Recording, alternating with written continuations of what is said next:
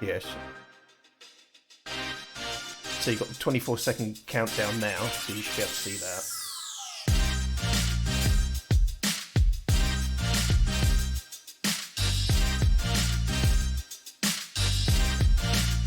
That should be on now.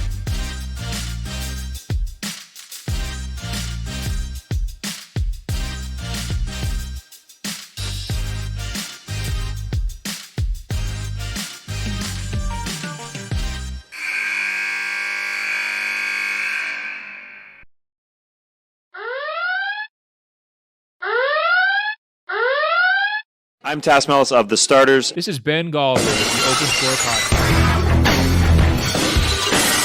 You've seen the meetings. We told you we were going to level up in 2021. Guess what? Double Clutch Podcast.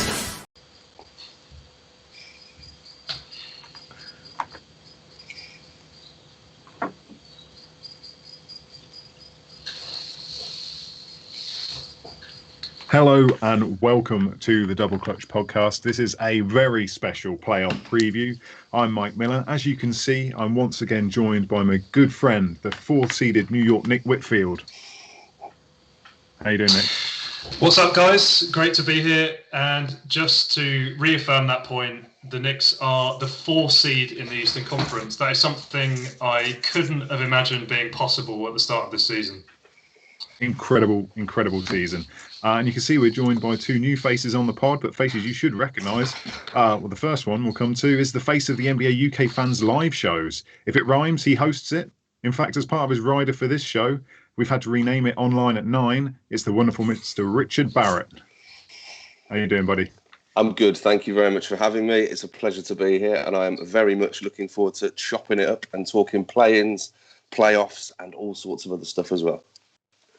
Yep, it's going to be a big one. And we're also honoured to be joined by the 5th member of the NBA UK fans team, the host of their Me, Myself and Basketball podcast. He's been on Live at the Apollo, Mock Per Week, Russell Howard's Good News, and had his own show on BBC Radio 4. He's also on about 5 other different podcasts. It's the most excellent Nathan Caton. Well, this is the best show I've done yet. Thank you for having me, guys, man. What's going on? It went without saying, didn't it, really? But Exactly. Thanks, as always, to Kirk, who's given us a different intro on the way in, which was fantastic. And, just putting this all together as he always does every week. Shout out to Matt, our audio producer, who's going to have to probably split this into 2 shows afterwards because it's going to run long, I think. If you're not already, please do follow us on Facebook, Twitter, Instagram, YouTube, and TikTok at Double Clutch UK. We have a Discord community, discord.me/doubleclutch, and a Twitch channel. So for those of you not watching, it's twitch.tv/doubleclutch UK. And of course, to those who are live watching now, thanks for coming out tonight. You could have been anywhere in the world, but you're here with us, and we appreciate that. So guys, it's your first time on the show, so we'll do a quick Q&A with you. Rich, obviously a Celtics fan. For anyone who's not watching, he's wearing a Celtics jersey. How did you get into hoops and why Boston? Okay, so much like yourself, I was a 90s basketball fan. So we show our age when we say things like that. I got into basketball in the mid-90s. A friend of mine at school, Richard Wellings, who was a pretty useful basketball player. We both watched the Channel 4 coverage. We both love basketball. We used to talk about it all the time. And yeah, I got totally hooked on that. I became a Celtics fan around about 2001, 2002. At a time when the Celtics weren't particularly good, but I just kind of found myself falling for them. And I'm glad I did. And I've stayed with them ever since and seen a championship. It's been some ups and downs, but, you stick with your franchise once you've picked them. So, and that's me. Indeed. So what exact era are we talking, Rich? Who is your favourite Celtics player when you started watching? Probably Paul Pierce in the early 2000s. I think there's a lot. I think the whole romance of I got stabbed multiple times and still played all the games in one season is very captivating and quite inspiring. Much like yourself. Fortunately, I haven't had befallen any of that bad luck. But yeah, so Paul Pierce was one who really got me hooked on the green. But I always, even jerseys, and Elliot from Hooping and Looting will laugh because he'll be like, well, that's the same jersey they had in 1927. But yeah, I don't know. There's a nice green's my favourite colour. Excellent. Nathan, for those not watching, he's wearing a Raptors jersey. You're obviously a huge Raptors fan. Yeah. How did you get into the sport? For anyone who's not listened to the initial episode of Me, Myself, and Basketball. Well, basically, so I have family in Canada, in Toronto, on my mum and dad's side. And I'd always been a basketball fan. I just didn't have a team. And then I was watching the 2000 Slam Dunk contest. I was watching Vince Carter just do the most amazing things. I was like, this guy's amazing. And then it just kind of made sense. Like, so I got family in Toronto. I've been to Toronto when I was like 12 and I love the city. He plays. It just makes sense. I'm a Raptors fan. And from that point on, that was it. I was a Raptor. There's a lot of down times. But hey, 2019, man, that was all made up in 2019. That was actually going to be what I was going to immediately ask you, how you coped with that bleak period post Vince. Just watch other sports and pretend that basketball doesn't happen. It's sport, man. I mean, like, regardless of like whether the Raptors are winning or losing, I still enjoy basketball. I enjoy watching it. So my team weren't winning, but I still enjoy the game. You know what I mean? How have you enjoyed the Tampa Bay Raptors so far? Well, their season's obviously already done. Awful. No, just oh gosh, just get back to Toronto and reset. This season has been a write-off from the get-go, man. Everything about the season just been just no. No, it's been a ridiculous season, but particularly for Toronto fans. We're going to jump into around the association in a second, but just before we do, this is going to be a playoff special. We're going to hit a lot of series and rounds. So strap in, get your drinks poured, get your food ready to go, and see if you can keep up. As you can see, we're all staying quite well hydrated for this one. So let's go to around the association. It's been an incredibly busy week in the final season of the regular season, final week of the regular season rather. So shortly after recording last Monday's show, the Boston Celtics announced that Jaylen Brown would miss the rest of the season after tearing a ligament in his hand. And with that, the last crumbles of Boston's hopes of any postseason run melted away. He's out for 3 months. Shortly afterwards, Bradley Beal went after Kent Bazemore on Twitter after Baze jokingly referenced, kind of a talk tonight, Beal trying to keep up in this scoring race title, the race for the scoring title, as being the reason for his hamstring injury. You'd think I'd been drinking, and I haven't even touched it yet. Russell Westbrook dropped 28 points, 13 rebounds, and 21 assists on the Hawks for his 182nd career triple-double, a new NBA record. That was in a loss to Atlanta. To clarify, as I took a bit of a heat last week on the show, particularly from hooping and looting, actually, I still think it's easier to get a triple-double than it used to be. The point in case would be the record-setting rebound, with 0 offensive players crashing the glass. Davis Bertans deliberately leaving the ball, and I still think the concept of a triple-double is inherently overvalued, but I have massive respect for the dog mentality in Russ and his ability to impact the box score on a nightly basis. Kyle Kuzma got the Lakers a crunch time win over the worst team in the league. Things were far from good in La La Land last week, and LeBron and AD continue to miss time. They now find themselves in the play-in. The Knicks make the playoffs for the first time in 8 seasons. It's been a fantastic year for this overachieving team. I remember just a few months ago causing outrage on this very podcast for suggesting that they would make the play-in. The Atlanta Hawks caused much confusion amongst at least 2 of us on tonight's pod. On Wednesday, holding the 4th seed in the East, but not actually having qualified for the playoffs. Although they own the 3-way tiebreakers and being above their divisional rivals, the Miami Heat, who confusingly had qualified for the playoffs with the same record. No one knew how or why, or none of it even made sense. And it didn't even matter after 24 hours because they qualified when the Celtics took a massive L to the Cleveland Cavaliers.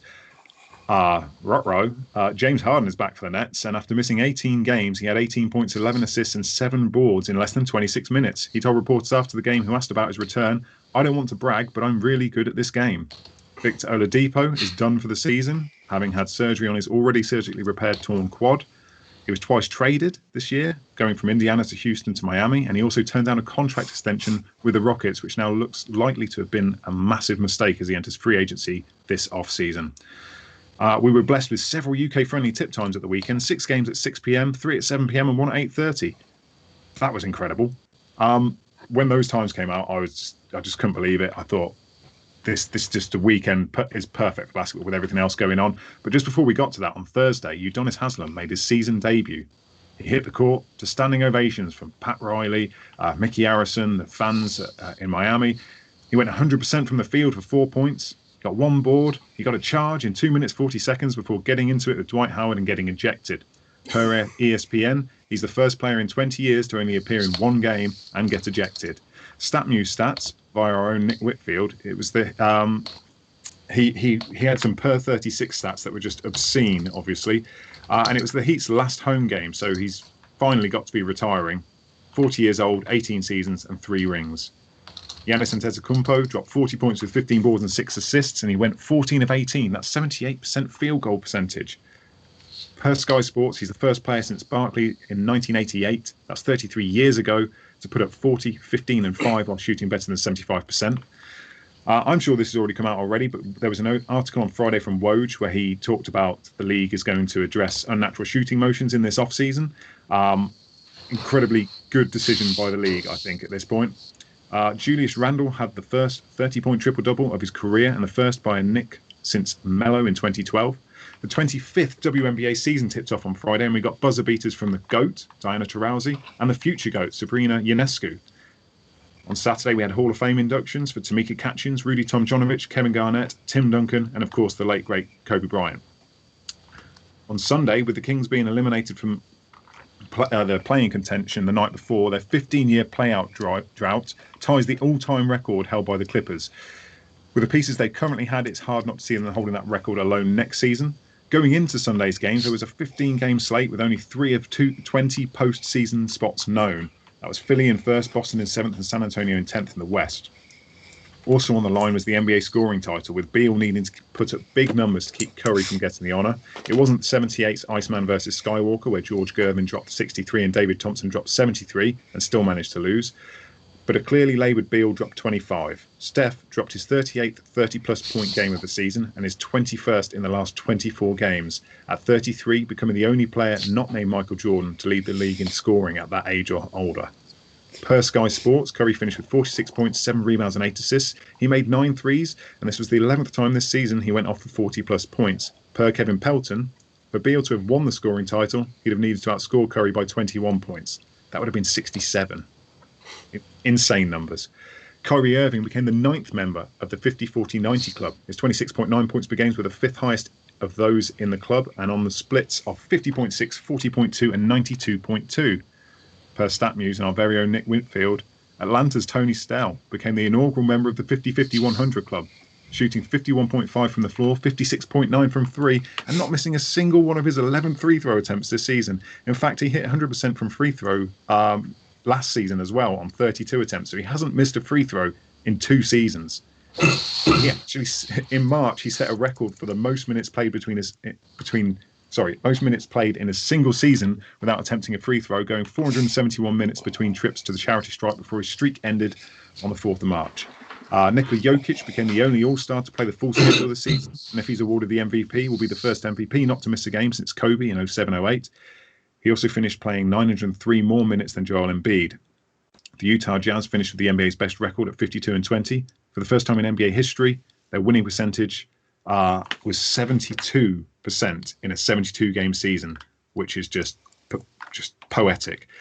Players of the week: Damian Lillard, 31.8 points per game, 6.8 assists, 57.9% field goal percentage, and a 3-1 record for the Blazers and the Western Conference Player of the Week. The Eastern Conference Player of the Week: Trae Young, 24.3 points, 8.5 assists, 4.3 rebounds, and a 4-0 week.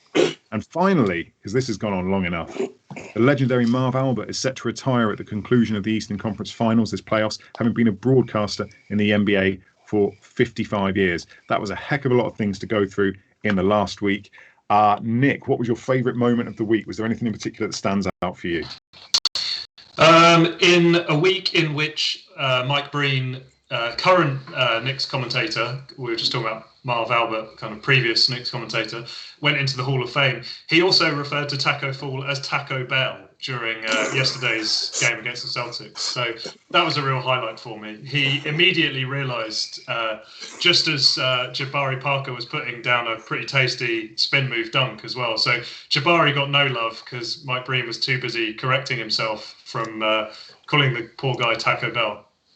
Was Clyde the Glide co-commenting with him? Because I think it was him, but he said, "Bro, are you hungry?"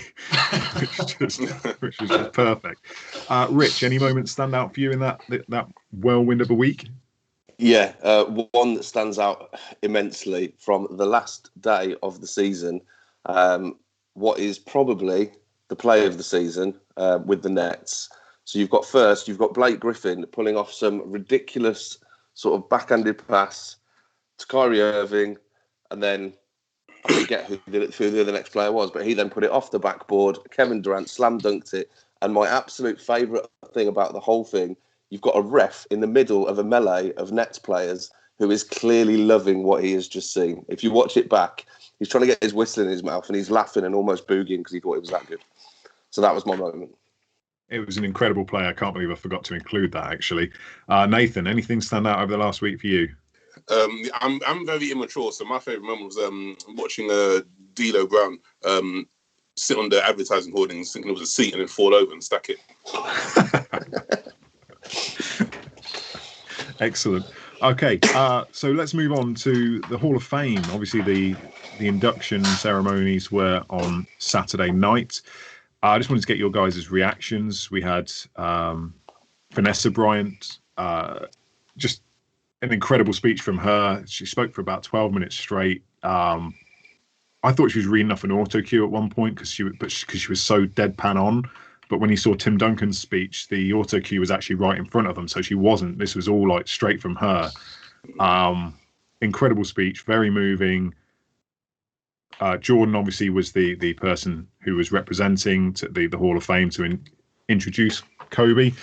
I just massive respect to her to being able to do that, and it still doesn't feel real. Nick, did you see the speech? No, I'm not going to lie, I haven't seen it, but I did have a surreal experience on Saturday where I met up with a colleague in London. The first time I've been in London in like best part of 2 years because of the pandemic. But anyway, I suddenly realised the last time we'd been in the same room together, we were also in the same room as Kobe Bryant, which was kind of chilling to remember at that point. So yeah, I mean, I haven't caught up with the ceremony, but there's also nothing quite like something to make you feel old as guys going into the Hall of Fame who you remember their rookie years. So yeah, very old feeling this weekend. Yeah. Nathan, Kobe Bryant, obviously huge member of the basketball world. Still a really difficult thing to talk about for a lot of us. Did you see the speech?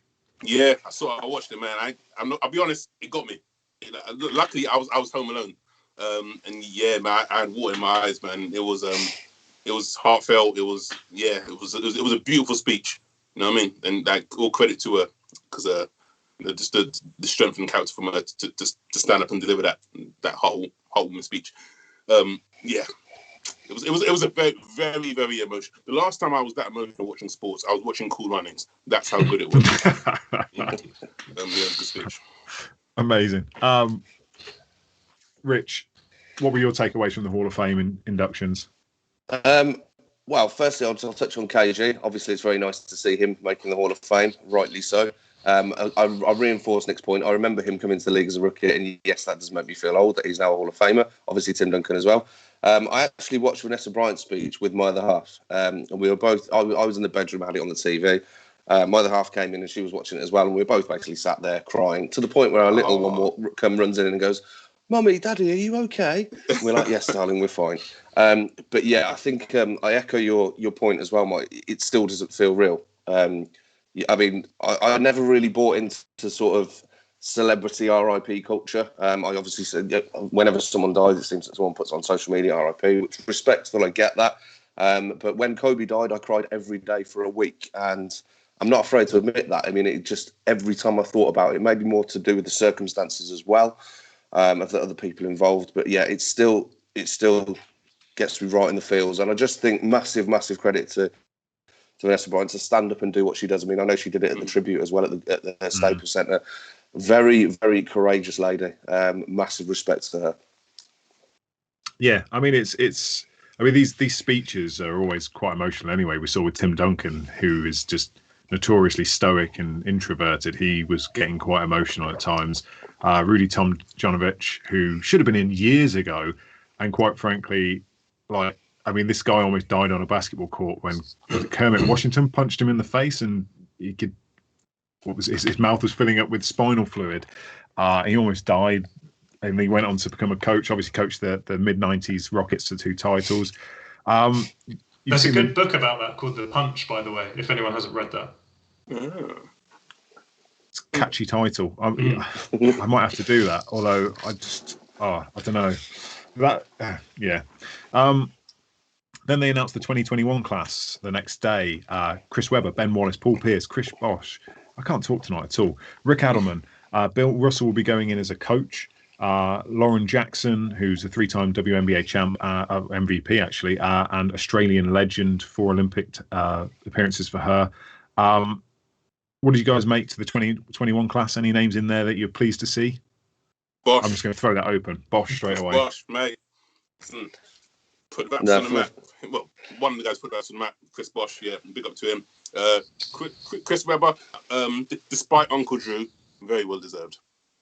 I'm still not seeing that through. You ain't missing out. I mean, you'd be surprised. Obviously, I'm happy Paul Pierce is going in there, but myself and Joe Hobart have talked about this regularly. Chris Webber going into the Hall of Fame has been a thing that should have happened for a while. That's the one that I'm most pleased to see. Again, obviously, back to 90s basketball was with the Warriors and with the Washington Bullets at the time, then with the Kings. I'm really, really happy to see Chris Webber deservedly going into the Hall of Fame. Yeah, you know what I was interested to see actually was how there was actually some people who divide opinion. Chris Webber's one of them, and I think most people agree he's a Hall of Fame level player, but I see people on the other side arguing like never won a ring. Does he really have the kind of hardware to put alongside some other people? Not that it seems that difficult to get into the Hall of Fame these days, but he divides opinion a little bit, and even more so Ben Wallace, who I saw people saying maybe his prime wasn't quite long enough, as good as he was for that kind of 4 or 5 year stretch where he was DPOY 4 times in a row. But yeah, it was interesting to me how those two in particular divided some opinion. I mean, personally, I would think they're both Hall of Fame guys, but yeah, it was interesting to me. I saw a lot of negativity on those two in particular. Just going back to the 2020 class, one of the side things I've always been fascinated by is seeing we never really knew about this relationship between Michael Jordan and Kobe until very, very late. But just seeing Michael Jordan express any level of emotion that isn't, and then I took it personally, because that's all we saw during his career. It's all we saw in The Last Dance. It's pretty much Nike is so protective of MJ that you don't see anything of him. So actually to see him get emotional about anything is really fascinating. Yeah, I'd agree with that. With the 2021 class, the minute they put Mitch Richmond in, hardware went off the table. I know that he got a chip with the ring, but that was a coattail ride. So Chris Webber should be in there. Even he was amazing in college with the Fab Five. Go and check that documentary out if you haven't already seen it. And Ben Wallace absolutely should have been in there years ago. If people are saying his prime's too short and he's got 4 depoys, then that's shame on them, because he was undrafted to go from there to being the key cog in the best defensive team probably of that era by a long shot. It's just, incredible. Okay, let's leave the Hall of Fame alone. Let's go to what we've all come here for. We're going to go and talk some playoff predictions, and this is where it's going to become absolute carnage because there are a lot of games to talk through. So we're going to start in the East. We're going to start with the play-ins, the 7th seed versus the 8th seed, which is Boston versus Washington. Kirk's just thrown up a nice little graph. Graph? It's not a graph, is it? A nice little bracket. There we go. God, I'm having a nightmare tonight. A nice little bracket on the screen. So Boston play the 8th-seeded Washington Wizards for the winner gets the 7th seed, basically. So, Rich, as a Boston fan, where do you see this going? And I know that you've done a hell of a lot of preparation for it. Yeah, a little. So this season, let me find the head-to-heads. So yeah, I think the Celtics were 2-1 over the Wizards. But I think it's fair to say that the Wizards have been on a bit of a tear. They were 6-4 in their last 10 games. Russ has been balling. I actually feel that we will lose to Washington. And I think Washington will take the 7th seed, which, nicely puts them up against Brooklyn. Just got a feeling. Just think they might have a bit too much in the tank, a bit too much energy, and I don't know how we'll cope with Russ in this situation. Okay, so we've got Washington going through from one there. Nathan, you're sort of shocked. Yeah. Is that because he's a Celtics fan, or because you think the outcome's wrong? I thought Rich would back his boys to the end, man. Okay. Actually, Rich, I have more faith in your boys. I think Jason Tatum will go off. And I think that'll be enough to get you guys over the Wizards. I've got Boston to beat the Wizards and take 7th seed. Okay, Nick. I was torn on this one for a number of reasons. Boston, sorry in advance, Rich, were one of my least favourite teams to watch this year, only because they've got 2 genuine young stars. They've got a deep roster. And I feel like it's hard to say they didn't get worse this year compared to the previous season. Washington, in comparison, were also pretty ugly most of the year. But I want to force into existence a Washington-Brooklyn series. I want to talk it into existence just because of the drama that would create between the personnel involved. So I'm going to pick Washington, not necessarily because I think they're going to win, just because I want to talk it into existence. Fair enough. I want to see Russell Westbrook against Kevin Durant, is what I'm saying. Yeah, no, I get that. 3 of us have got the same pick, so I'm taking Boston to lose this one. Sorry, just to confuse people. I'm taking the Wizards to win this. They were 2-1 during the season. All 3 games were played within 6 weeks between January and Feb, when the Wizards were just absolutely COVIDed up. Do you know the least amount of points Bradley Beal scored against Boston as well? Was 35, was the least amount of points he scored against Boston this series. In the other 2 games, it was 46 and 41. I think that's one of the keys here, is how hamstrung, pun intended, he is by this injury he's got. Wizards, though, have just been on a tear, as Rich pointed out, and again, Russ sets the tone for this for me. I think he's going to go in and he's out of all the guys on both rosters, he's the guy with the killer instinct. 1-game series. I'm taking Russ to pull another triple-double together and somehow get them over the line into the 7th seed. Okay, let's move over to the 9 and 10 spots, which is Indiana versus Charlotte. The winner, of course, of this game will play the loser, which we're 3-1 saying is Boston. So let's start with Nick. Who have you got, Indiana or Charlotte? Do you know what? I actually found this one pretty hard to pick because Charlotte they've been incredibly inconsistent. They've looked really good at different times in the season, and they've looked really bad. In this head-to-head, Charlotte won 2, compared to Indiana's 1. The Hornets, however, were 3-7 in the last 10 games of the regular season. Pacers were 5-5. Just based on the matchups, as in I think Sabonis can absolutely beast them inside, I'm going to pull for Indiana, but I don't feel strongly about it. The disrespect to Cody Zeller. Nathan, are you in agreement? Yes, I think Pacers. I feel like Hornets. I feel like they're running out of steam at the wrong time of the season. I think and so I think Sabonis is key for the Pacers, and I think he'll boss the Hornets, and Pacers will sneak through. Don't blow them out. They'll sneak through. Wait, so you've got the Hornets sneaking through? No, Pacers. Pacers. Sorry. So we've got 2 for the Pacers. Rich, where are you going with this one? Well, it's an absolute battle, isn't it? It's a clash. It's a game that everyone probably isn't that bothered about watching. Sorry, a little bit of Indiana shade from me there. So yeah, obviously, I think Sabonis is the key factor. Obviously, I've got my boys Terry Rozier and Gordon Hayward on the Charlotte squad, previous Celtics. But yeah, I have got Indiana winning this against Charlotte quite easily. I think sort of 10, 12, 15 points difference. Oh wow, okay. So that's 3-0. So we know. So as a consensus between the four of us, we know Indiana are going through. I'm swerving though. I'm picking the Hornets in this. So they own this.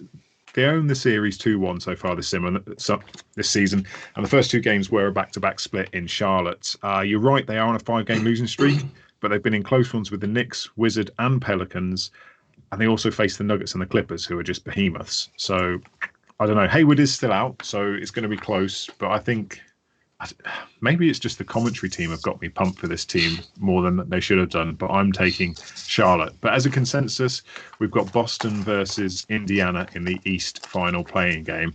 I'm going to come to Nathan first on this one. Okay. So Celtics against Pacers, right? So for the 8th seed, yeah. Oh, that's a good one.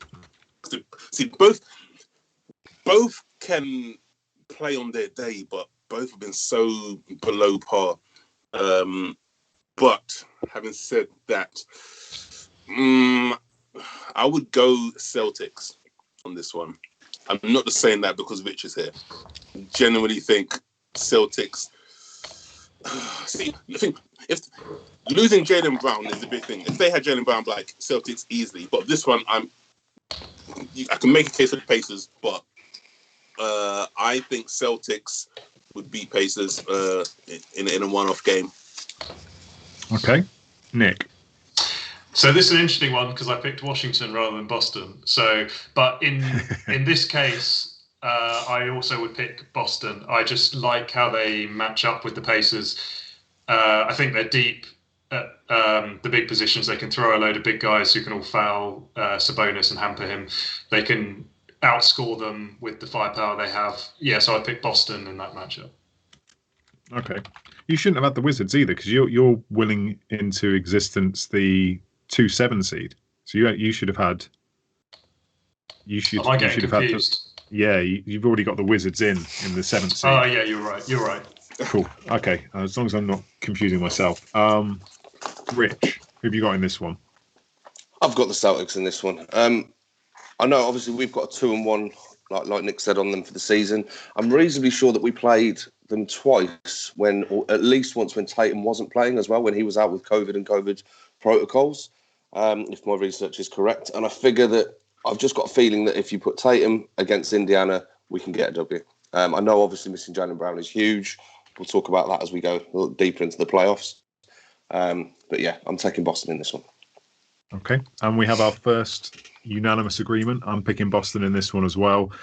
Similar to Nathan's reason for Boston winning the first playing game is that I think Tatum's going to have to take over this game because there's going to be a slap in the face from losing the first playing game. The green machine is just going to go mad about how they should trade him, that he's rubbish, that they should sack everyone because it's just unacceptable, and he's just going to come out and drop 45.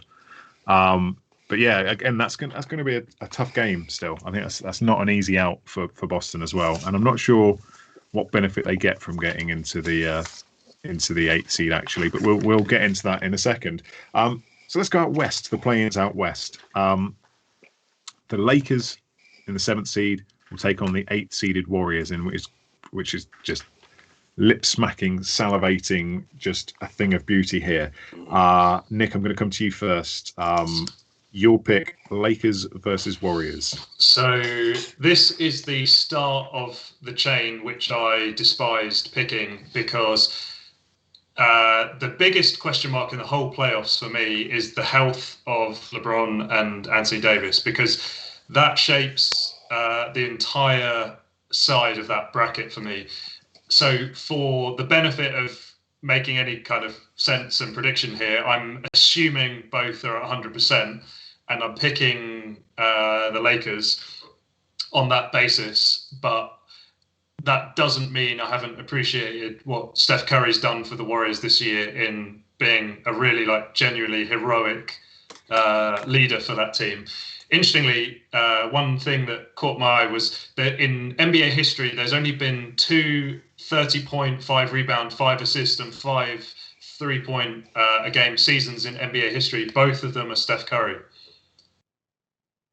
But yeah, I'm picking the Lakers, assuming those guys are healthy.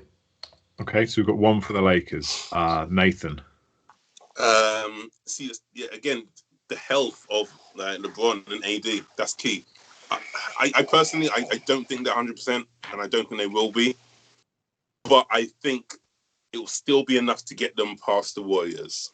I think as great as Curry has been, I just feel like there's a bigger superhero in town, and his name is LeBron James.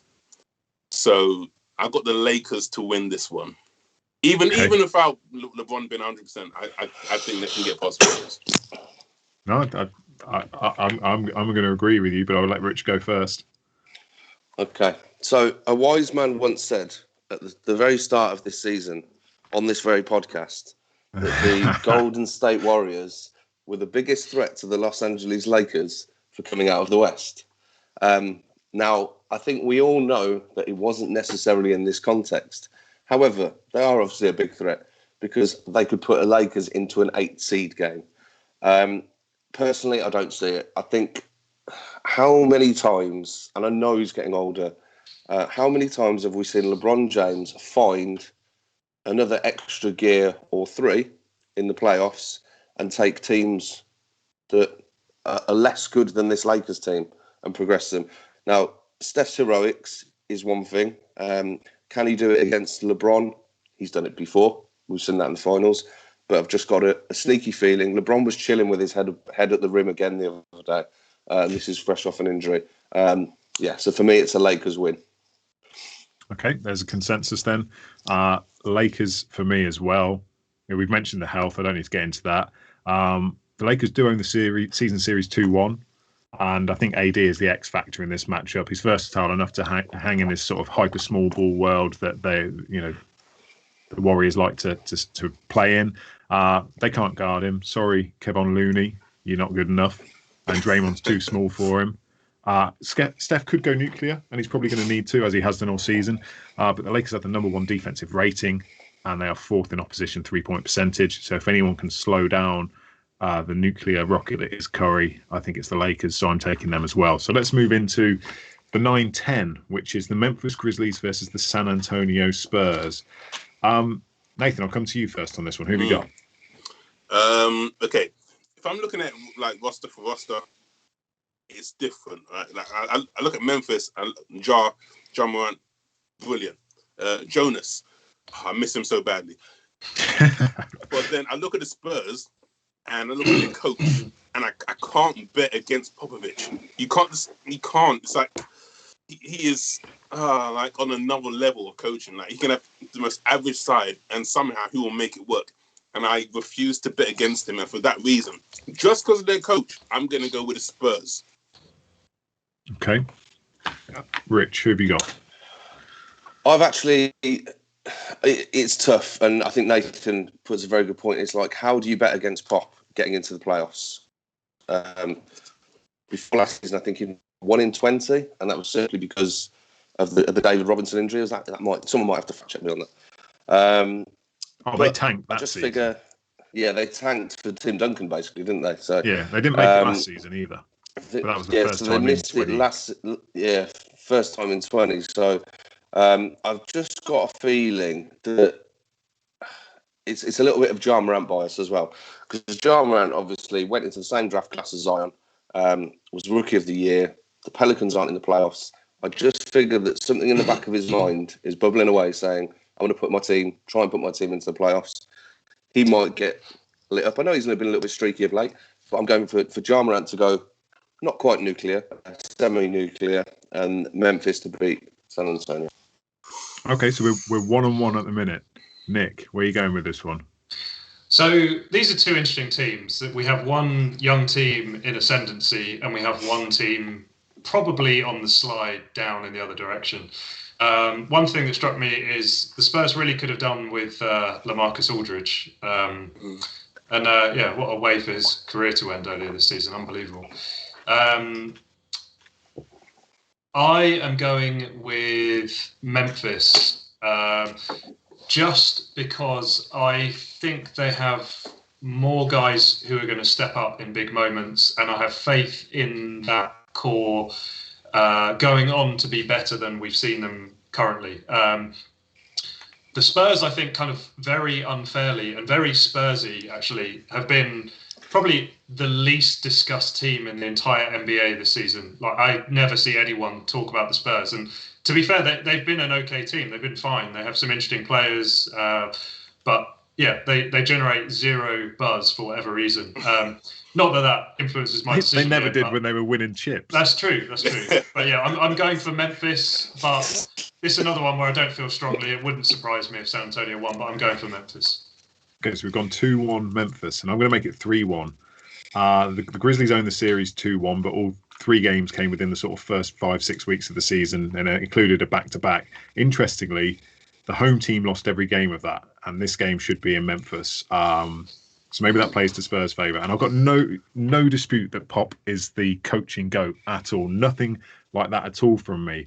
But this is the first time he's been in a single elimination game, so I'm not sure what adjustments he can make on the fly within the 48 minutes to eke out that win. Memphis are really underrated. They're like a 6th-ranked defense. Like you say, Valanciunas has been fantastic this season, Nathan. He's just been resurgent.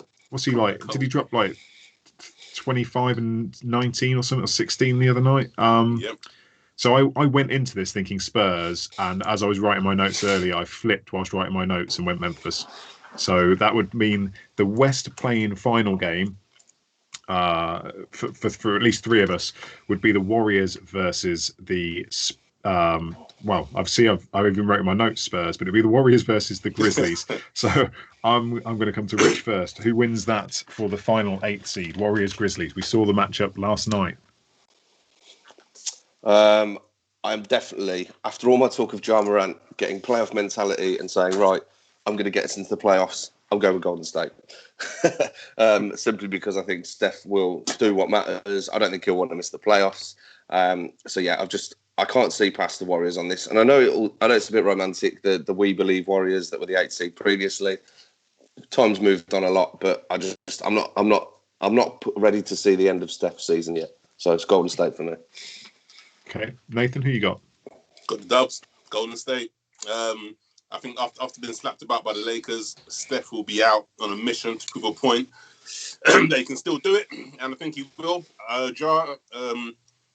He's hit and miss, inconsistent, and I feel like you can't really bank against Curry, man. He's going to make it rain. So I've got Curry and the Golden State Warriors to beat the Grizzlies.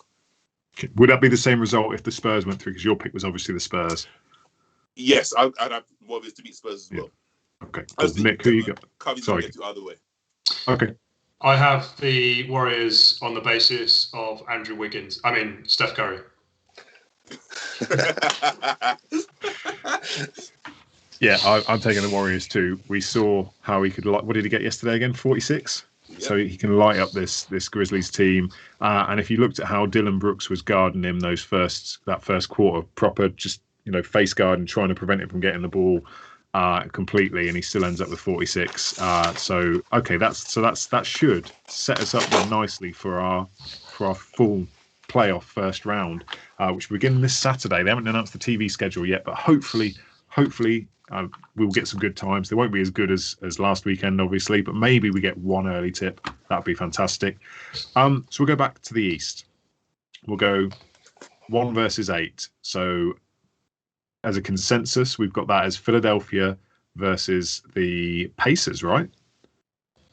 Am I right on that? We got Pacers. We took because I had Charlotte down. I've written Pacers now, so I'm guessing I've been overruled on that one.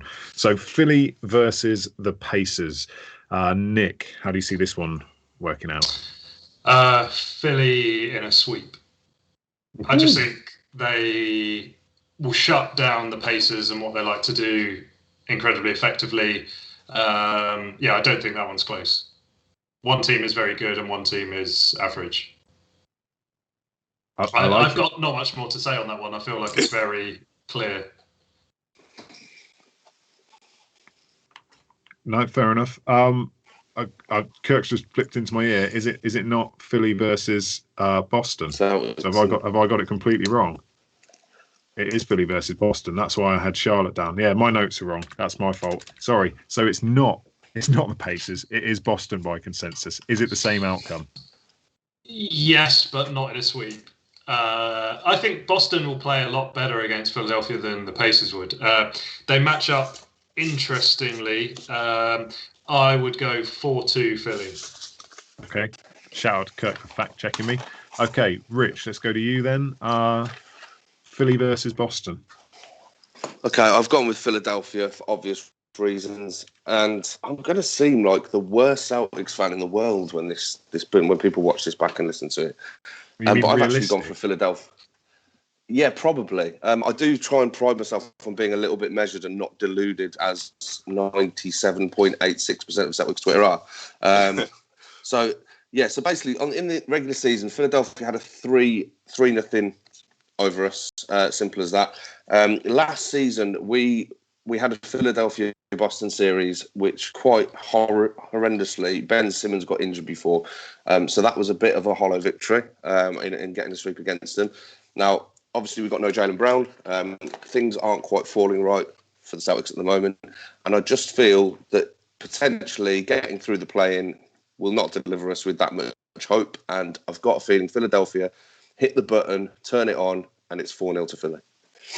4-0. Okay, so we've got 4-2 and 4-0, both in Philly's favour. Nathan, where are you going on this one? Okay. Well, actually, I didn't have Celtics as the 8th seed. I had the Pacers. But okay, if you had to push me for Sixers Celtics, I would go Sixers in 5. I give them 1. I think they'll push to get 1. But I think Celtics having to go to the play-in, I think they'll kind of like rough them up a bit. Sixers, they'll be chilling. They're watching these playing games like, yeah, whoever, we're just chilling. We're ready when you want us. And who is going to stop Embiid? You know, I look at the Celtics and think, come on, where's the matchup for that? And then you got Ben Simmons, that's a defensive beast. Yeah, Sixers in 5 for me. Sorry, Rich. It's fine. I'm torn whether it's a sweep or in 5. I'm going to go in 5. We seem hedging a little bit, but Philly just too big, too strong, too good defensively, and they've got borderline 3 all-stars on that team. On the offensive end, they've got some fantastic role players, and the Celtics are just reeling at the minute. So I don't really think there's much debate in that one. If they get one game, it's a nuclear game from Tatum, but I just don't think they've got the depth to hang with these guys. Okay then, Nick, you kind of spoke it into existence. Brooklyn, the 2nd seeded Brooklyn versus the 7th seeded Washington Wizards. Let's go with Nick first. Who have you got for this then? I think this is another easy one. I think Brooklyn in a sweep with Russell Westbrook averaging a quadruple double. Quadruple double. Rich, where'd you land on this one? I've actually given the Wizards a game because I think Russ will turn it on at one point. This is going to be an offensive bloodbath. So we're going to be looking at 5 games, averaging 500 points a game. Based on the previous season. Obviously, that's a joke. But yeah, I think it's just going to be points. And we know Washington can score. I did say earlier in the season that watching a Wizards game was like watching a game of tennis at Wimbledon because you are like this. Anyone of the audio in my head is bobbing from side to side. But I think, the Nets will turn it on. The Wizards will take 1, but they just have too much. And I figure we may see our first, as Elliot would say, Nets by Fiddy game. In this playoffs, if they go atomic. That's a bold prediction, that one is. So we've got 4-0, 4-1, including a 50-point blowout. Nathan, are you taking anyone other than the Nets here? I've got Wizards in 4. No, I haven't. No. No, it's going to be okay. This is going to be attack. It's going to be no defense whatsoever. Okay. I'll take Nets in 5. Again, I think there'll be a game where Russ goes off. Beal, depending on the injury, but I give him one game. But I think Nets just got so much firepower. It's like, she's kind of scary sometimes, man. You look at who they've got, and it's like, come on, who's stopping that? Yeah, it's difficult. Davis Bertan's not taking your fancy at all, and is 46% from three or whatever it is he's averaging. No. Well, the season series was 2-1 to the Wizards, interestingly, but the first was pre-Harden, and the second one Harden didn't play, and obviously he's proven to be invaluable to that roster. I've got the Nets sweeping this nice and easily. And maybe we get a punch up, well, not a punch up, but a pushing back and forth between KD and Westbrook at some point. Okay, let's move to the 3-6, which is just a bloodbath. It's Milwaukee versus Miami. Nathan, I'm going to come to you first on this. Oh, mate, this is the one that I was so stuck on. My first note that I wrote for this is literally Yeah. I was just It's like, so repeat of last year's Eastern Conference semi, where Heat came out, no one really saw that coming. I think Heat haven't lived up to the hype of last year. Kind of been a bit below par. But in the Bucks themselves, I don't know. You take out Giannis, if you can defend him, there's not enough around Giannis that makes me think, okay, they're gonna get past the Heat easily enough. I mean, no offense to Middleton and Holiday, but they're not the same supporting cast. You know what I mean? I've got a sneaky feeling that Heat will upset them again. Heat are a good young side. Jimmy Butler, as a neutral, I think he's great. What he's brought to Miami, just guiding this young team and know that, okay, this is what we do. I've got Heat in 7. I'm going for a thriller. Heat in 7. okay. Nick, are you on board with that as well? Do you think the addition? This is the reason they got Drew Holiday, isn't it? Yeah, I think Miami's a difficult one to gauge because they started off the season pretty bad and they became a different team as the season went on. It's just a case of which one is the real Miami Heat this season. I have Milwaukee winning this in 7 because I also think it's going to be really close. But I think Giannis is the difference maker in this series. Yeah, okay. Okay. Rich, it's 1-1 at the minute, both 7-game thrillers. Okay, so Milwaukee the last 2 seasons, I think they were the winningest team both seasons. And yet this season, getting the 3 seed, they seem almost a little bit more organised, bizarrely. And I know the record doesn't reflect that. We can talk for hours about how the fact that Chris Middleton is potentially, obviously, the number 2 player on the Bucks and might be the number 4 player on any other franchise. Bam Adebayo. Slander. It is slander, isn't it? But enough on that. So Bam Adebayo, obviously a great defensive matchup for Giannis. I've actually written down here the scoreline of 4-2. It was meant to say 4-3. I love the Miami Heat and I love Jimmy Butler, but I am on this occasion going to go with the Milwaukee Bucks in 7, and it's going to be a bloodbath. Ooh. Yeah. So we've got 2 going for the Bucks, 1 going for the Heat in 7 games.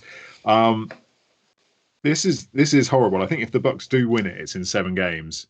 I think the Heat could take it in 5. Ooh. They're peaking at the right time. Big. That's not my prediction. I'm saying they could. Middleton and Drew obviously need to step up. We saw how well Bam and the organisation of Miami's team defence limited Antetokounmpo, although he had an ankle injury last year during the same series. That said, we saw how well they played against Embiid last night. I don't care if they're trying to pass it off that Embiid was ill. The season series 2-1 to the Bucks. First 2 games were back-to-back in Miami, the 4th and 5th game of the season. The weekend, and Jimmy Butler didn't play. And the positive I took from that was Giannis only had 15 points, which meant everyone else stepped up. I'm taking the Heat in 7. So we're at a dead heat.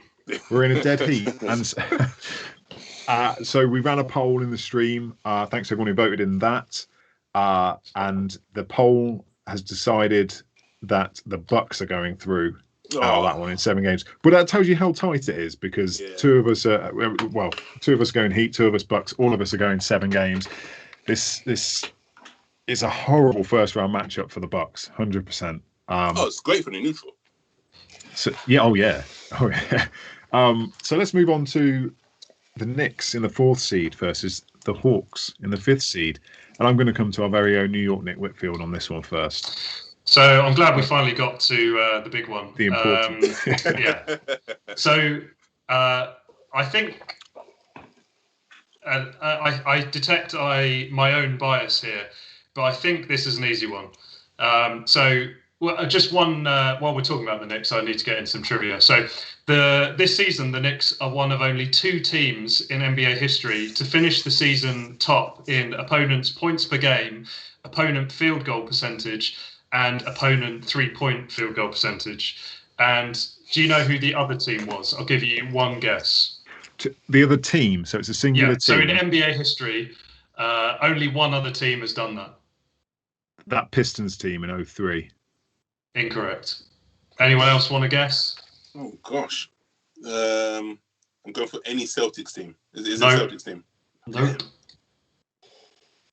Got anything, Rich?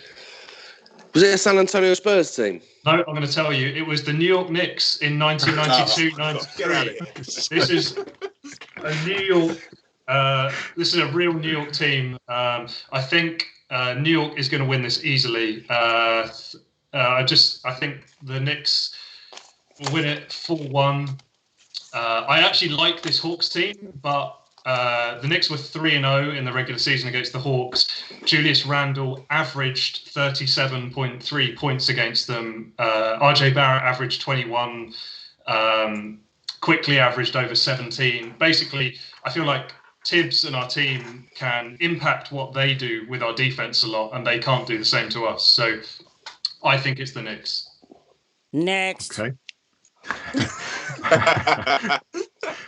Rich, who are you rolling with on this one? Okay, so you've got one thing that I liked about this is I saw something today in terms of betting statistics that Atlanta are heavy favourites for this series, despite the fact that New York did them 3-0 in the regular season. So obviously we know the facts. The Knicks last made the playoffs in 2012, 2013. Must have been a long 8 years for Mr. Whitfield. The Hawks last made it in 16-17, but were bounced in the first round 4-2 to Washington. So it's been some time since either of those rosters have been in the playoffs. Expectations at the start of the season, I kind of expected Atlanta to be there or thereabouts in that sort of 4th, 5th, 6th bracket. I did not expect the New York Knicks to be anywhere near that. I looked at my predictions from the AND1 challenge earlier. I had the Knicks finishing 14th. So I apologise, as I did the other day, for putting Julius Randle way too low in the top 50. And I'm going with a New York win in 5. Okay. So you've both gone in 5 games, Knicks. Nathan, where are you going on this one?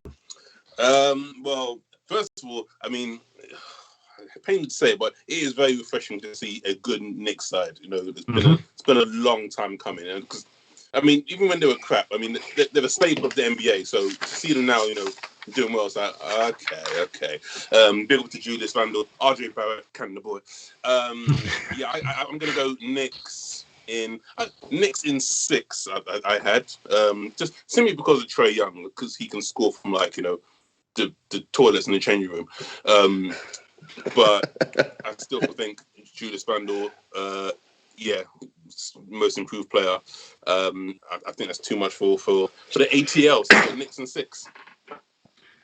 Okay, so 3-0 at the minute for the Knicks. Yes, you're right. The season series was 3-0, but 2 of those games were against the injury-depleted Hawks, where they suffered horrifically to start with, and whilst they were under a different coach. The 3rd game was an overtime win that the Knicks then pulled away for a 10-point victory. I'm still taking the Knicks. I'm taking them 4-2 as well. I think one of the key matchups to look out for here is Collins and Randle, because Randle's obviously averaged huge numbers against them, but this is Collins' contract series. He's up this summer and he needs a bag, and this is his chance to prove that he's worth it. The stream channel, the the people watching, the viewers, the people on Twitch, the Twitchers, those people, they've also gone Knicks as well in this series. So it looks unanimous. So we've got the Knicks going through. There you go. How do you feel about getting your first, not only playoff appearance, but first playoff series win in a long time, Mr. Whitfield? This is the best Double Clutch podcast I've ever been on. And that wraps up the Eastern Conference first round. So let's flip over to the West, aka the Bloodbath. Yeah. I'm going to come to you, Rich, first on this one. We've got the Utah Jazz in the number 1 seed, obviously, with the league's best record, against the 8th seeded Golden State Warriors is where we're pitching them coming in. Talk us through where you're going on this one. Okay. I think obviously we talk a lot about obviously this is what we're doing tonight. And when you mentioned about the West, you just sort of look at it and you're like, oh God, where do I start? How do I pick? There are so many variables here. It is crazy. I think Utah have been fantastic this season, and there's not, and that's justified. And then obviously there's a lot of talk around, will Utah, Phoenix be able to translate to the playoffs? We've seen Milwaukee fail to do that before. I think they will, certainly in the first round. Golden State is not a great match. Well, sorry, Utah aren't a great matchup for Golden State. And I feel that the Jazz, where they don't allow music, are going through in 6 games. Okay. I love that you always reference that basketball quote every time the Jazz are mentioned. Nick, where are you going on this one? So one thing I spotted about the Jazz that I found interesting this year was, so they are the first team in NBA history to have 10 or more threes in every single game of a regular season. And why I thought that was interesting is it really talks to the kind of basketball they play, in how they have loads of playmakers rather than kind of like one ball dominator. They really move the ball well. They have incredible spacing. They have so many incredible shooters on the team. So I think it's just going to be too much for Golden State to, or Steph Curry in particular, to keep up with. So I've got Utah in 5. Yeah, it does say a lot about this team's, this team, that they have no MVP candidates really, and yet they have 2 and 6 Man of the Year. And it says a lot about Quinn Snyder, the fact that they've gone from a team that struggled to develop any team offense whatsoever to now being just this elite outside shooting team. They had 3 or 4 guys averaging 40% plus at one point. It was ridiculous. Nathan, where do you see this series going? I kind of echo Nick's words, man. I feel like it's going to come down to depth. I feel like the supporting cast of the Warriors aren't going to be able to keep up with the Jazz. Looney, Wiggins, no offense, guys. I think Steph's going to try and do all he can, but it's not going to be enough against, the likes of Gobert and co. So I've got, Utah 5. Okay. I'm also Utah. That makes us unanimous. The Warriors own the season series 2-1, but obviously the Jazz were without key members for that third game. The Jazz are just too good and too deep. I think the Warriors can maybe sneak 2 games at the Chase Center. But overall, Jazz 4-2, pretty easy to move on to the next one. Okay, so Phoenix Suns, second seeded Phoenix Suns. That is something that's refreshing to see versus the 7th seeded Los Angeles Lakers. Nathan, I'll come to you first on this one. Where are you going with this? I know we've been talking about like LeBron and how playoff LeBron is like a different beast to regular season. However, oh gosh, I feel really guilty saying this. He's 36 now. How much longer can he do it? AD also, he's not 100%. I have a sneaky feeling that in this crazy season, we'll see the defending champs go out round 1. I know it's a big call. I know, but I just feel like the season is so weird that it feels almost on par with the season, with this year, that Lakers go out, and I've got Phoenix in. Well, I was meant to say, my bracket says Phoenix in 5. I'm going to say Phoenix in 7. I feel like the addition of Chris Paul has been so amazing for the Phoenix Suns. I've got a sneaky feeling that the Lakers are going out in round 1. sorry basketball world. Really? Well, in the stream, can only be one has said preach. He's a massive Suns fan. Shout out to Ross. But Mr. Beanie Beans has pointed out that the Suns can't guard AD. Well, actually, there's a back and forth going now. Lakers can't guard Book. This is going to be tit for tat, I think. Let's go to Nick. Who have you got winning this one? So this was the one I hated picking the most out of all of them because, and I'm going to qualify my decision with exactly what I said about my play-in game with the Lakers too, in that I have nothing really to base my perceived health of Davis and LeBron. So I'm picking Lakers in 7 on the basis that I have to assume they're fully healthy. If they're even like 90% each, this Phoenix team is good enough to beat them. But if they're healthy, I don't think Lakers' record reflects that team because they miss so many games. And I think LeBron is at a stage in his career where, again, assuming health, he can pick things up and be the LeBron we've seen for his whole career. So I'm picking the Lakers, but I hate myself for it. How many games are you taking them in? In 7. So we've got Phoenix in 7, Lakers in 7. Rich, where are you going to land in this one? Okay, so obviously Phoenix, we know, last made the playoffs in 2009, 2010, which was a year I wasn't even in my 30s then, so that was a great time. So they got 2 rounds. They lost 4-0 to the Spurs in the second round, but it's so long ago that bears no relevance whatsoever. However, what I do feel does bear relevance is the playoff experience on the rosters between the Lakers and the Suns. I love the Suns. I've seen the Suns play. I've seen Charles Barkley. I love Matt Elvey. Ross is a great guy as well, and I would love to put the Suns through. However, I do think that you're talking about a roster which, basically, playoff experience-wise, relies on Chris Paul and a little bit of Jay Crowder if he's back fit. And I think in the other roster, you're looking at largely a roster built of last season's NBA champions plus a few other people, including LeBron James and Anthony Davis, health questionable. And based on that, I'm going with the Los Angeles Lakers. And simply because I think I had the same problem as Nathan did trying to enter it onto the bracket on the NBA app, that I've gone with Lakers in 5 because it would not let me pick 6 or 7 games. So, yeah, sadly, and I'm sorry, Ross, and I'm sorry, Matt, but yeah, Lakers in 5. Experience. Okay. So we've got 2-1 in favour of the Lakers. The poll on Twitch was 50-50 split. I am going to... It's extremely health dependent, obviously. We keep saying that. It's heavily caveated. Exactly. The Lakers have the best 2 players in that series. The Lakers will take it in 6 games. That's where I stand on it. But what if they're not healthy, though? If they're not healthy, who gets through? If they're not healthy, then absolutely the Suns could steal this. But yeah. I'm assuming health because everyone should be healthy. I'm a pessimist. Well, yeah, I mean, these guys have just been ridiculous. The Suns, they're insane this season. The leap from where they were last season, they rightly deserve to be there. I think the upgrade from Rubio was fantastic. I thought Rubio was I actually think this team, the leap isn't as stratospheric as it appears to be. I said it on last week's show. They were flying to start last season. Caton completely derailed them with his suspension. We saw when they got back together and regrouped, they went 8-0 in the bubble. They're better than what the preseason perceptions were of them.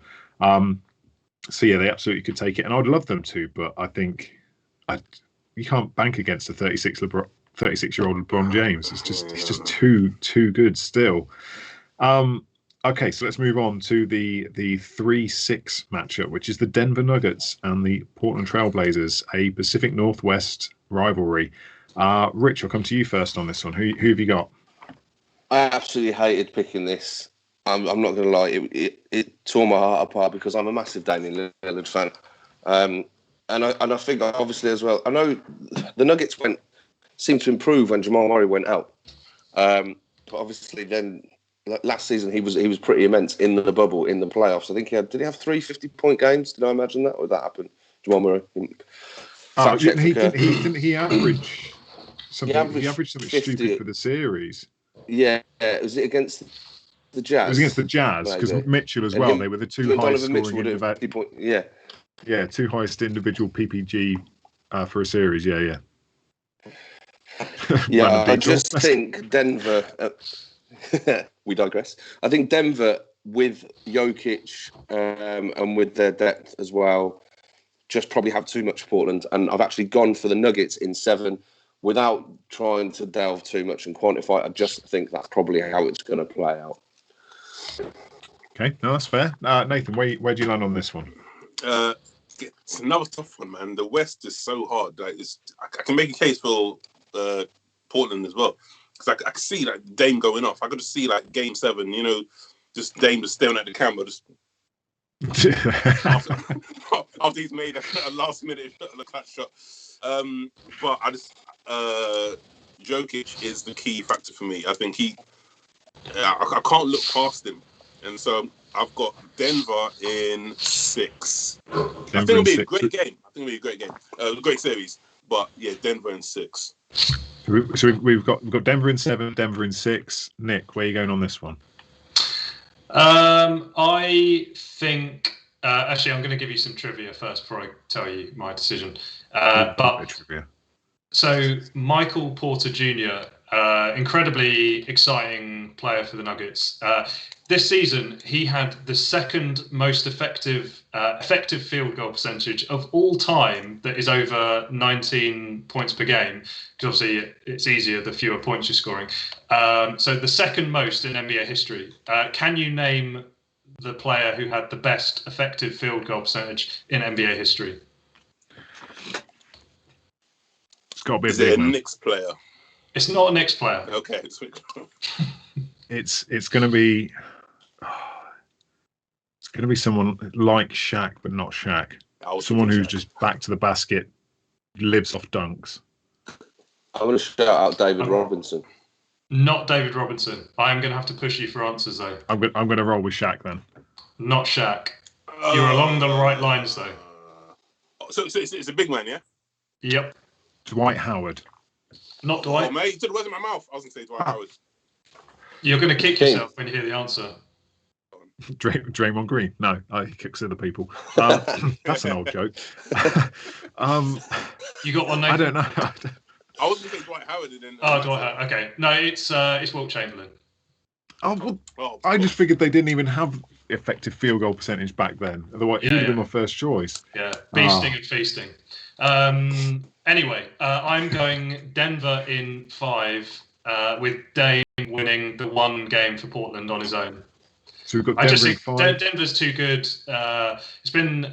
I'm one of Dame's biggest fans, I think, and he was my pick for MVP for like the first half of the season, just because he was single-handedly keeping the Blazers afloat. But I just think Denver's too good. Portland's bringing their guys back too late. They haven't played together much. Nurkic looks like a shell. I just don't see how they win more than 1 or 2. But I'm going for 1. Okay, so we've got Denver in 5, 6, and 7. The poll in the stream had 67% of the votes went to the Blazers winning the series. So what? Yeah. As a Portland fan, Denver are going to win this. It might go to 7. The Nuggets own the 2-1. Own the season series 2-1. Obviously, the last W was the last game of the season with the Blazers fighting for the 6th seed. The last time they met in the playoffs was 18-19. The Blazers upset them. The Blazers were the 3rd seed. The Nuggets were the 2nd seed, and they upset them in 7 then. But the Blazers' defense is just shocking. One interesting ripple to look out for is that Nurkic always gets up for playing the Nuggets, his former team. So I wonder if we'll get like beast mode Nurkic again. But 7 games might be less. It's literally I'm expecting multiple memes of Dame staring into cameras as Nathan so beautifully impersonated twice now. There you go.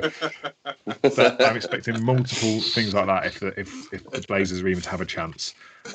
Okay, so the last series of the first round, a rematch of last season's LA Clippers in the 4th seed versus the 5th seeded Dallas Mavericks. There was a sigh there from Nathan, so I'm going to come to you first. I'm intrigued to see what this sigh was. because it's so. This one's hard again. The West is so hard, man. It's stacked. Kawhi, George, and up against Luka. See, I don't know. Okay, Clippers on their day can beat anyone, but also Clippers can lose to anyone. They feel like that kind of team. But my notes just says Clippers in 7. So it'll be tight. I think it'll go back. I think it'll be like 1-0, 1-1, 2-1, 2-2. I don't see any team pulling away. I think there'll be back and forth. Clippers in 7, but I don't say that confidently. Okay. I mean, I don't think half of these predictions are confidently the way it's like I'm looking at them and I could chop and change from 1 second to the next. Rich, where do you land on this one? Again, I looked. It's the West, and you just like, it's an ugh moment. I think the Clippers will probably have too much. If you look at it, they've got on balance the better players. As long as we don't get pandemic P part 2, or paid off P, or way off P, or not playoff P, in terms of Paul George, I've gone for. I just think the Clippers have got too much, like depth-wise, in terms of starting 5 as well. So I've gone with the Clippers in 6. But let's not rule out Luka Doncic bang game winner, at least just for old time's sake. Okay, Nick, agree? So my view on this matchup. So the Clippers have been a weird team for me, watching them play the Knicks in particular, where the last 2 times we played them, they seemed like entirely different teams. And the reason why is they are incredibly reliant on their jump shooting, and so are the Mavericks. So this is a series that has really high potential variance, where there's just 2 teams taking turns to shoot threes, and whoever shoots better wins, basically. But on that basis, I'm picking the Clippers because I'm looking at their roster stats now. They have 1, 2, 3, 4, 5, 6, 7, 8. 8 of their roster shot over 40% from 3 this season, and they had another 2. They had Patrick Beverley finished on 39.7. Kawhi finished on 39.8. So in a series that's going to be decided by jump shooting, I'm taking the much better shooting team, the Clippers, in 6. Okay, so there was. I'm trying to think of what it was now. There was. That's all the three of thing. you I was talking Clippers. about when they played the Knicks, in that if they hit threes against you, you literally can't beat the Clippers because every shot they take is a 3, and they are really good at that. If they miss, you just watch their games and you're like, this is not a scary team because they don't go by anyone. So that's why I think everyone feels a bit weak on the Clippers, and rightly so. But yeah, they're going to outshoot the Mavs. Okay, the chat have split 50-50. There's 3-0 so far on the Clippers this side. The Mavs won the season series 2-1, including that disgusting 124-73 beatdown that had people questioning whether the Clippers should even exist anymore. Obviously, the Mavs lost 4-2 in the first round last season. Dallas is the 9th in offense and 20th in defense. Clippers are the 4th in offense and 8th in defense. We started to see Luka get a bit frustrated with calls. He's getting frustrated with the season as a whole, I think. Those calls are harder to come by in the postseason. And then you've got Kawhi, Paul George, Reggie Jackson, just the length of that perimeter, throw in Nick Batum. That's probably one of the better designed defenses for not necessarily dealing with, but at least slowing down Luka. And inside, they're going to get killed because I have no faith that Porzingis can last health-wise on the floor. And plus, the Clips have got wind-up merchant extraordinaire. Oh yeah, Mr. Beverley. Yeah, Pat Bev on the bench. Would I say the Knicks won that trade? I still wouldn't say that. Getting rid of him just to not pay him any money. That's not a bad move. Like a win. But what happened? They got Dennis Smith Jr. and a couple of picks. That's what I mean. But they got nothing, except they didn't overpay a guy who's not going to be able to play for years. But they didn't have to overpay him anyway. They could have let him walk. I don't see why franchises feel obligated to overpay for someone to keep them, especially when you're New York. And I get that New York have completely been an absolute trash show, like for years now.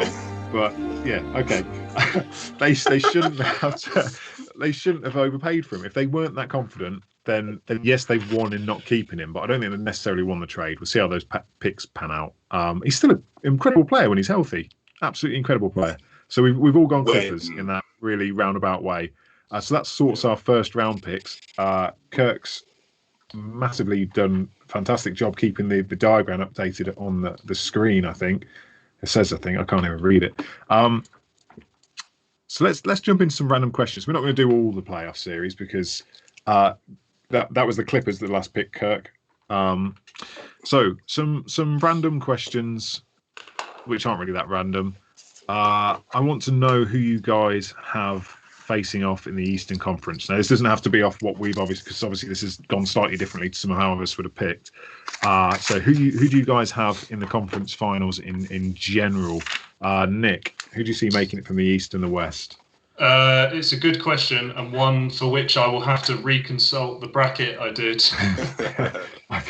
I thought you guys would have your picks ready. I've got Philly and Brooklyn. Philly and Brooklyn in the East. Who you got in the West? Utah and the Lakers. Okay. Exactly the same as me. Rich, who you got? Okay, so in the East, I've got Philly and Brooklyn. I think that's probably a foregone conclusion for a lot of us. I think we'd all think that was how it will pan out.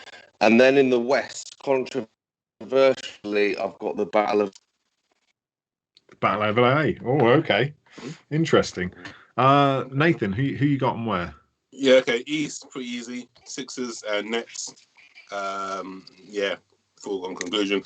The West, I'm sticking to my controversial prediction. I've got Utah and Phoenix.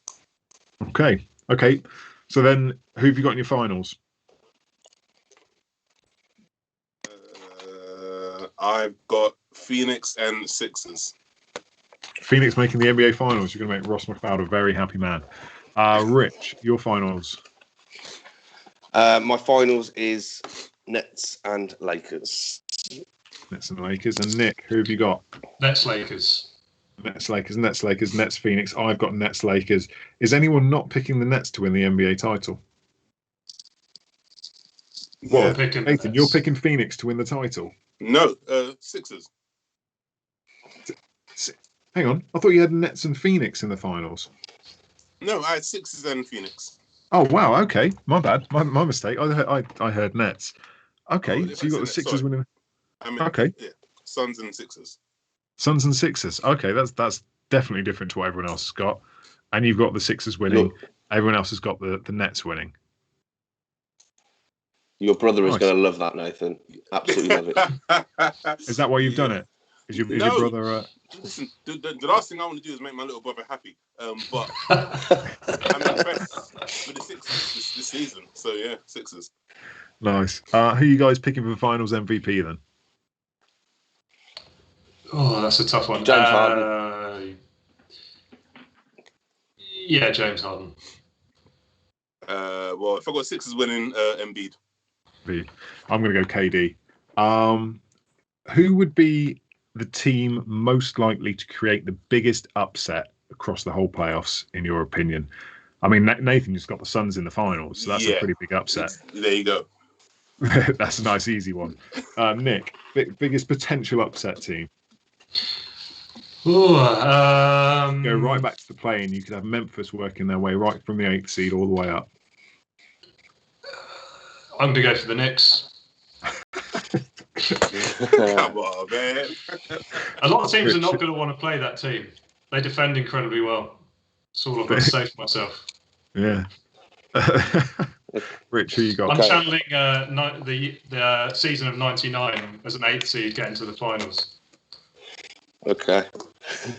I'm going to redeem myself with my good friend Dan Healy. And if they were to somehow pull it off, if Miami can get to the NBA finals, they're going through Milwaukee, Brooklyn, and Philadelphia to get there. picture that. They'd probably deserve the title for doing that. I think they probably deserve 3 titles for doing that. That'd be insane. Has anyone got a team or player that's most likely to be the biggest disappointment in this playoff series, or in this playoffs as a whole? Rich is nodding his head. Who you got? Trae Young, Trae Young. 100%. I can see the petulance coming in when they're 3-0 down to the Knicks. Shots aren't falling. He's throwing them up from past the halfway line. It's not going his way. He realises that he should have shaved all of what is left of his hair off ages ago because he looks like a 74-year-old man. And yeah, Trae Young to lose his insert expletive against the Knicks and when the Knicks go through it. Just a quick one. Do you know what Trae Young looks like? His hair looks like, like when you have a lollipop and you put in like candy floss or fluff and it's like a bit stuck to it. Candy floss head. Love it. Nick, any biggest disappointments you're expecting? Weirdly, I'm also going to pick the Lakers, even though I've got them going to the finals, because as I keep saying, it's all dependent on health. And they have an incredibly tough route to get there. And if they're not healthy, any one of those teams in the West could beat them too. So the Lakers, just based on percentage chances, could also be a massive disappointment as defending champs. That's fair. Very, very fair. I mean, they could, in theory, not even make the postseason. Well, the playoffs at this point. Anyone from you, Nathan? Well, you could have AD or LeBron, because I don't see Lakers getting past the first round. In the East, Giannis. Again, I think it's just more heartbreak in Milwaukee for him. Well, yeah, he doesn't appear to have changed his offensive repertoire. I mean, he's still I'm a Giannis stan, but until he gets that consistency outside, it's not going to happen. Exactly. Now, a very random question that can we use as a tiebreaker when we check back on this? Who do you think is going to lead the entire playoffs in total points? So you've got to think here, who's going to average the most for the longest? This is a real crap one to put you on the spot with. So I'm so pleased I waited until we were an hour and a half deep to do it. Is this team or player? Player. So James Harden. Right. Okay, so I considered him, but he's playing alongside 2 of the big scorers. Yeah, the 3 of them are going to score 100 points together, though. So okay. Any other takers? Okay. Possibly Kawhi Leonard. If you've got Clippers having to go 6 games against Dallas, maybe 7 against Utah, and then a big series against the Lakers, he could be putting up numbers. Mm-hmm. So Kawhi he's had a massively underrated season as well. No one talks about him because he doesn't talk. That seems to be the trick. If you don't want to be in the papers, how old do I sound? If you don't want to be in the media, just don't talk. Cool. Nathan, anyone from you? Well, I've got Sixers and Brooklyn in the East. So KD, Embiid. I'll go Embiid because he'll be in the finals. Yeah, Embiid's a good shout. Okay, so let's move on to another segment. Kirk, do you want to roll an intro?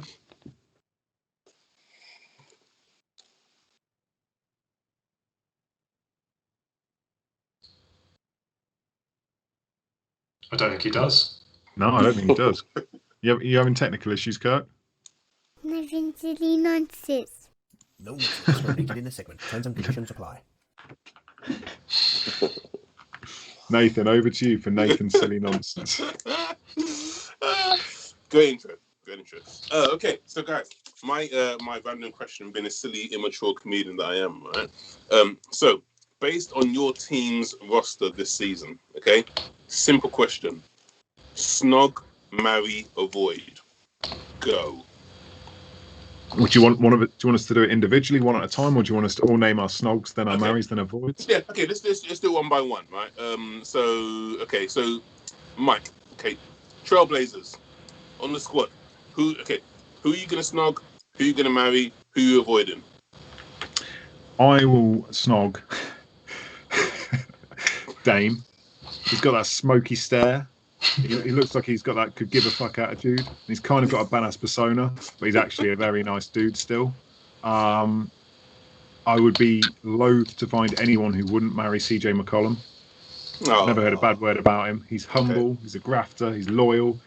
He's well into his wines. So that's Friday night sorted. And avoid, I hate to say it because he's a great person, which also sounds like a breakup line. But he's a style over substance guy. It's Enes Kanter.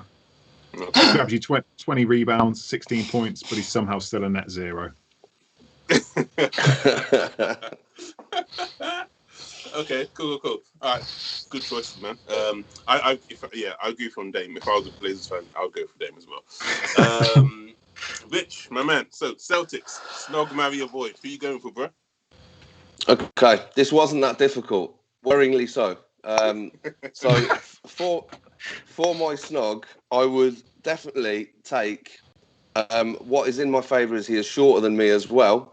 Captain Dreamy Eyes, Carson Edwards, for the snog, 100%. In terms of marriage, I would marry possibly the future president of America, a man who has such good human values, Jaylen Brown. I just think that he's an inspiration. He's an inspiration on a non-basketball level to me. I think the guy is something else. And on an avoid basis, I've had to go with Taco Fall. Could you imagine trying to sleep next to someone of that size? Well, if you marry Taco Fall, I mean, how awkward how weird would your wedding photo look? Just like you and then awkward, really awkward. Yeah. So yeah, I that's my can't wait to see the carrying over the threshold sort of image of Taco just cradling you in his arms. Okay, well, let's just be clear that I've avoided Taco Fall. I know. It's not happening. Okay, let's go to the Knicks, man. Nick, who you got, man? Snog, marry, avoid. So for Snog, I've got RJ Barrett. He's a handsome guy, great physique. He's improved in every single statistical category this year. Just hasn't got much. He hasn't been talked about a huge amount just because Randall's improved even more than he has this year. Deserves some attention, so I'll give him a Snog.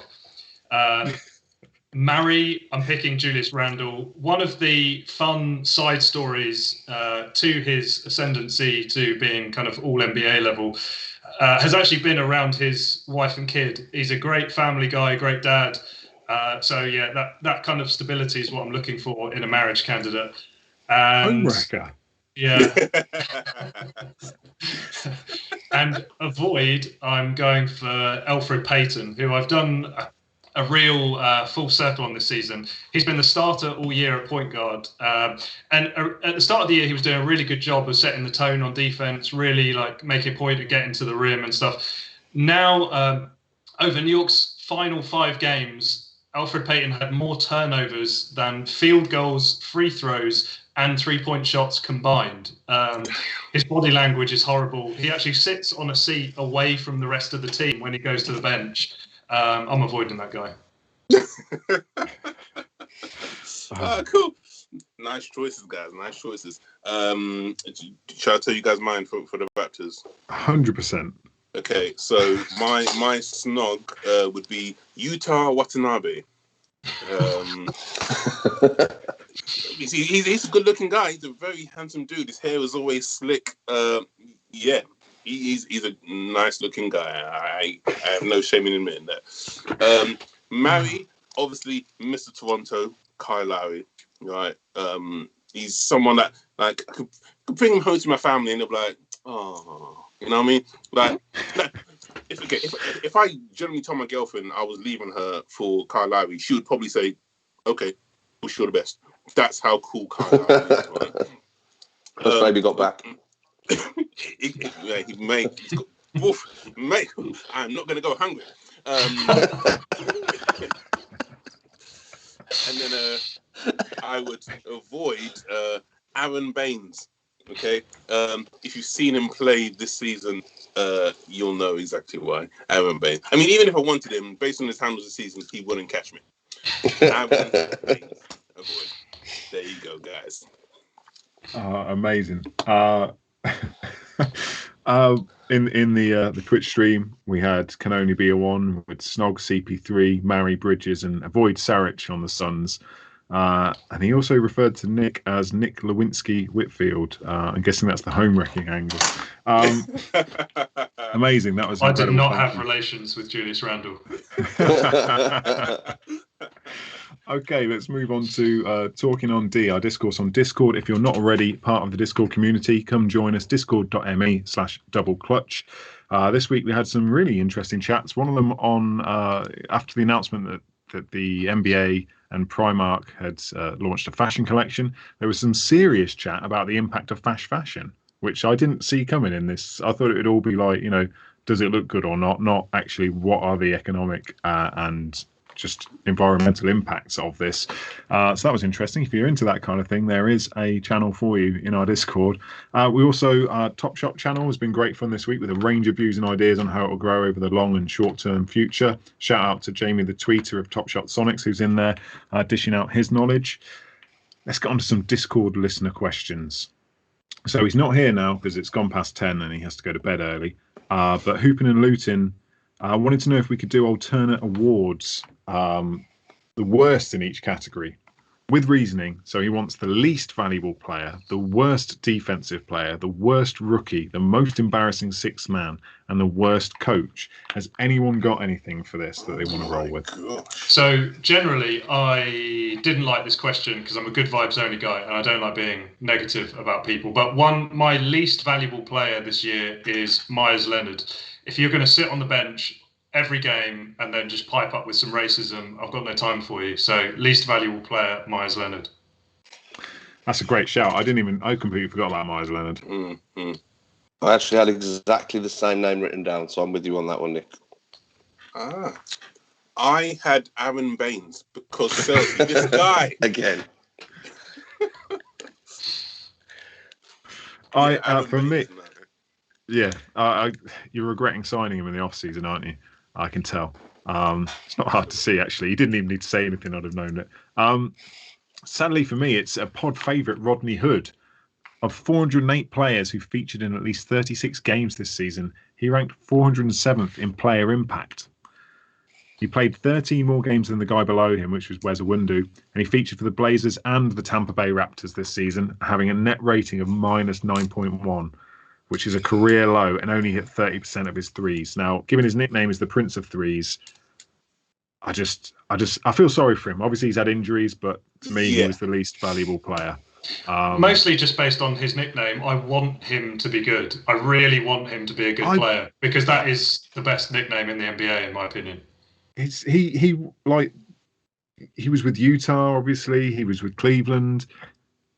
He was supposed to be like huge for the Blazers when they got him. Obviously, his Achilles didn't happen. What happened? And yeah, sucks that he's my least valuable player. Worst defensive player. Who have people got? Trae Young. Snap. The entire Nets roster.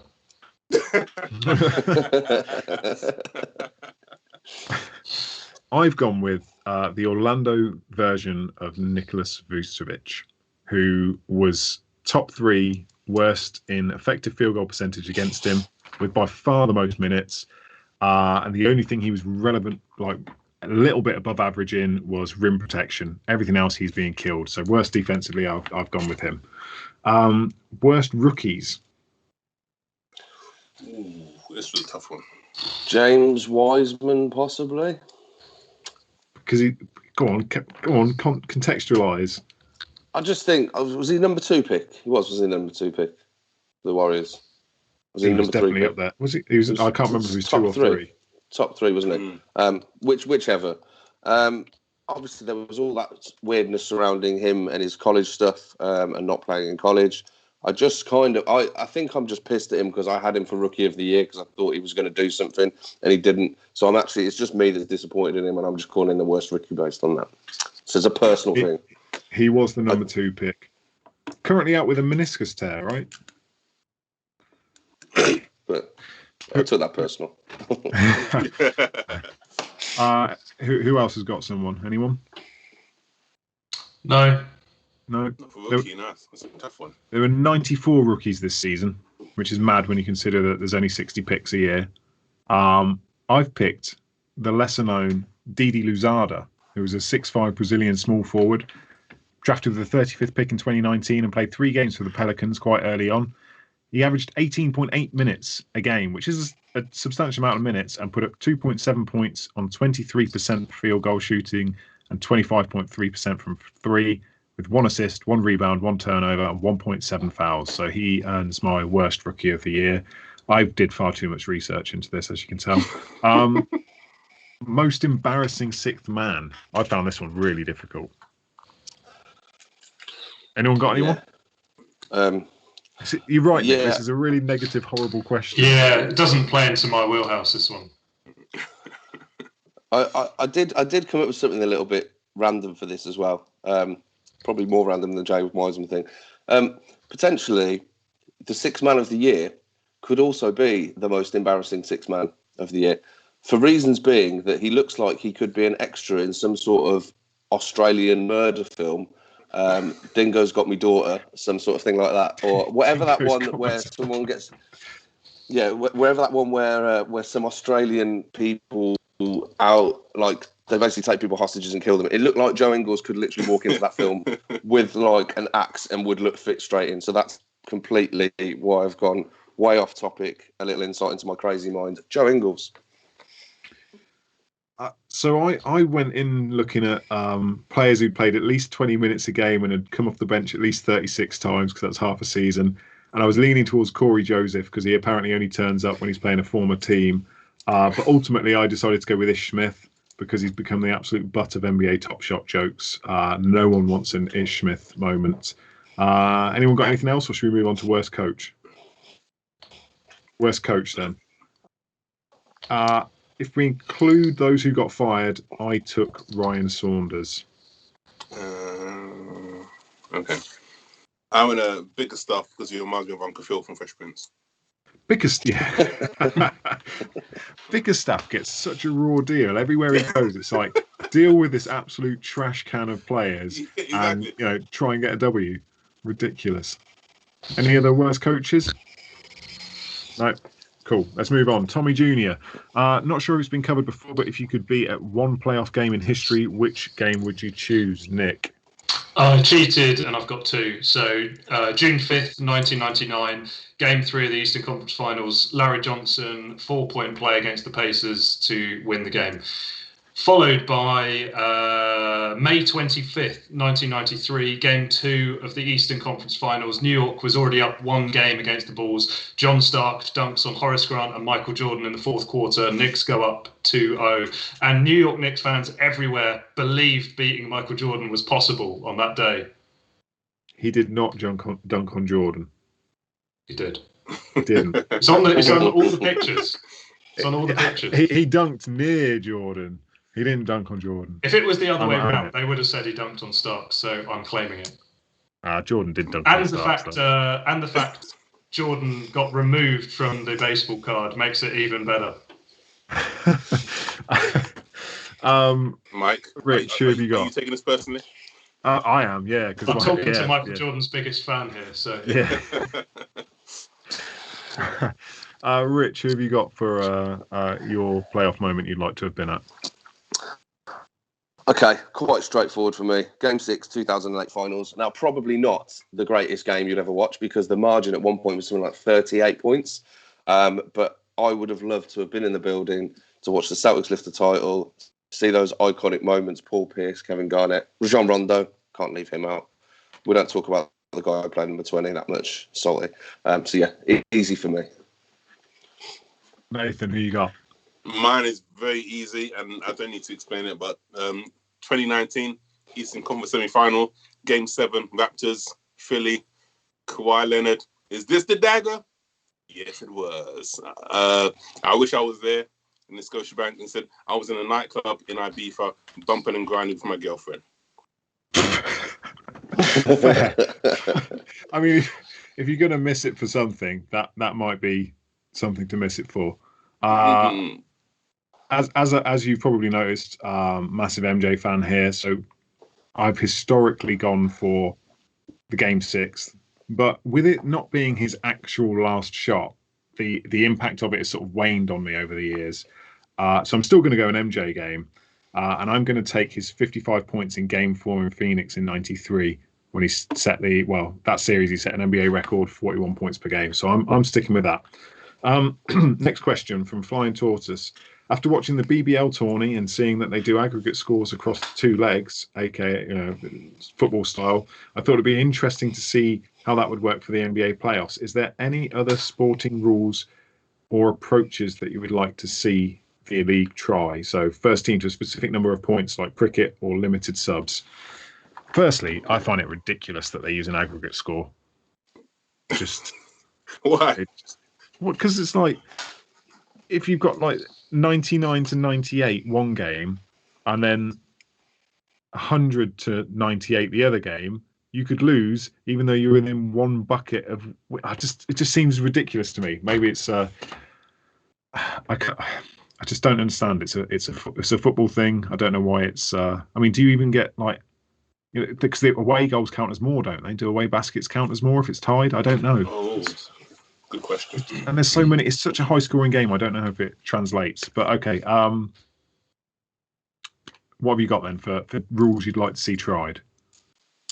I have. So in cricket, if you make a challenge or an appeal, if you're successful, you keep it. You keep that challenge. It annoys me that in basketball, even if you have a successful coaching challenge, you lose it. It's like I lose a challenge for being correct. Like what would you guys do to me if the challenge was wrong? What, keep me out of the building? So yeah, I think if you're successful, if your coach's challenge, then you should be able to keep it. That's a great shout. Rich, what have you got? A little bit controversially, and I just thought this could be a bit fun. I don't necessarily think it would work, but it might make players hockey sin bin style exercise, whereby if you're getting like a technical foul or a flagrant 2 quite near the end, flagrant 1 near the end, then you might have to sit for 2 minutes when it all becomes quite crucial. That could make things a little bit interesting, especially in playoff basketball.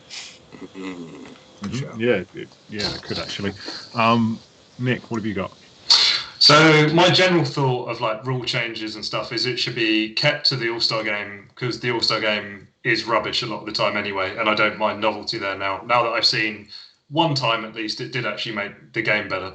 But mine is actually more about getting rid of something, and I think, and I've said this a number of times now, I just think the end of games takes far too long, and it takes you out of the immersion of the game where every 30 seconds there's a coach challenge and they go to the cameras and you're watching League Pass and you end up watching adverts for 10 minutes and falling asleep. I just think they need to speed that up. And so I think the NBA really needs to look at how long the breaks in the game are in fourth quarters. Yeah, they really do. Mine that I've gone for is like a mercy rule.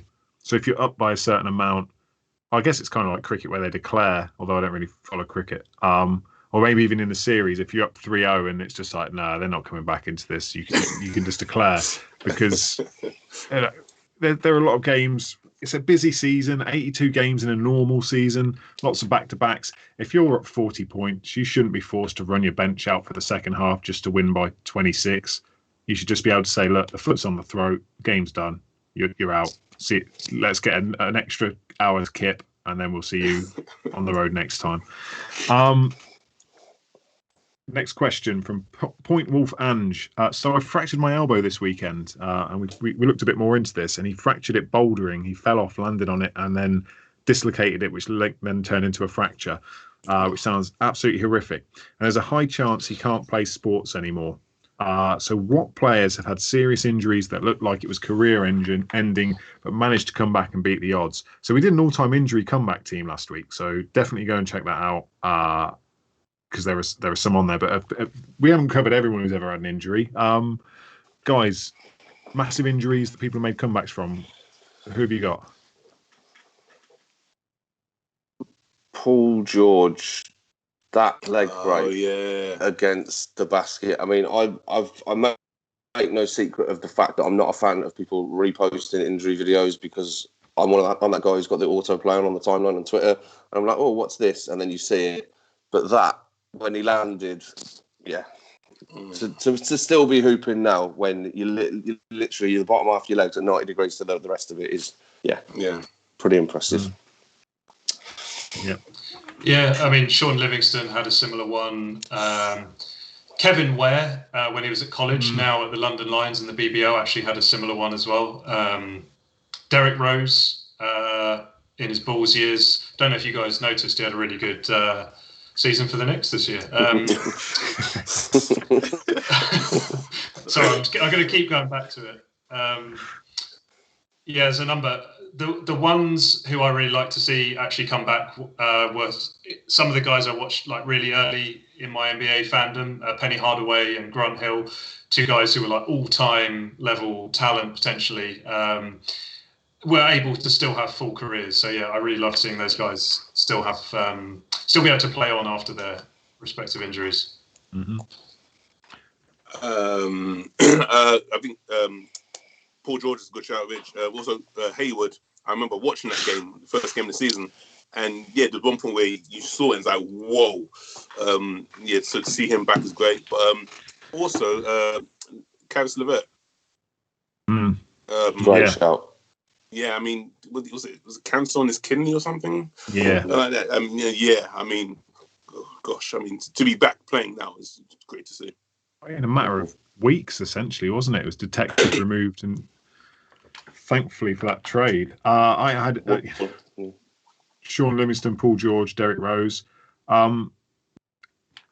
Reassuringly, everyone talks of ACLs as being massive, impacts on careers, but we're starting to see more people come back from them. Jamal Murray in mind.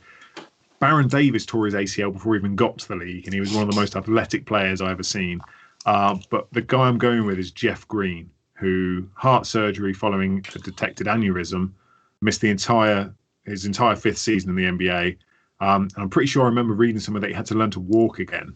So to have to learn to walk to get back to then playing another 9 more seasons and currently averaging basically his career average for the Nets is just phenomenal. So Point Wolfange, good luck with your rehab. Anything is possible. Get that arm moving. You can get the movement back. I'm sure you'll defy medical, whatever it is. Medical. What's the word? You'll break medical boundaries. You'll be like the first person to be able to move their elbow again. Dr. Elliott, with it being an Olympic year, what NBA players would you like to see compete in specialised events? For example, those well-known famous Olympic events, egg and spoon race, sack race, and the 3-legged dash. Who have you got? Egg and spoon race. There's an easy answer for me on this one. A really easy answer, and we've already referenced him. For the egg and spoon race, it's got to be Cool Hand Snell. Tony Snell, 100% on free throw. Steady hand, egg and spoon race winner. I'm going to go for Chris Paul. I think he'd take it more seriously than anyone else. He never turns the ball over, and I think that would transfer to the egg and spoon race. I have almost identical Chris Paul, not turnover prone, which is key in this race. Operates in the lateral plane, not the vertical plane, and he's got a low centre of gravity. Absolute shoe-in on this one.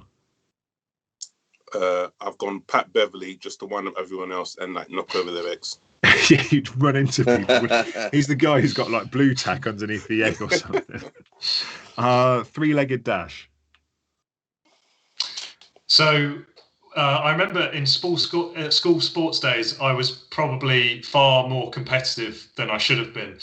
And one thing I learned about the 3-legged race is that it's very reliant on having similar size people and stride lengths as a pair. And so I've gone for Russell Westbrook and Bradley Beal. I think they'd be pretty hard to beat. Not bad shout. Do the two people have to be players from the same team? No. Because I've gone Taco Fall and Kristaps Porzingis. Got two lanky guys. Mate. I think the minute you tie their feet together, one of them's doing their knee in.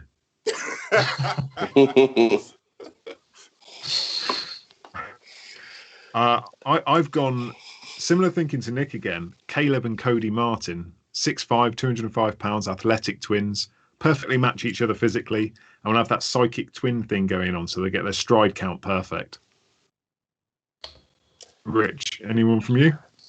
Yeah, I've just changed my answer. I did have Jaylen Brown and Jason Tatum from a harmony point of view, but I've realised, and they're similar size as well, similar span. But I've realised that nothing would make me happier than seeing the Lopez brothers compete in a three-legged race. My God. With Brooke Lopez screaming at the people next to him, "I'm not scared of you." Yeah, that's what I want to see. I'm here for it. Amazing. And then the sack race. So I was excited by this question because I've gone for a player who, by his own metrics, must be the most prolific man in a sack in history. I've gone for Will Chamberlain.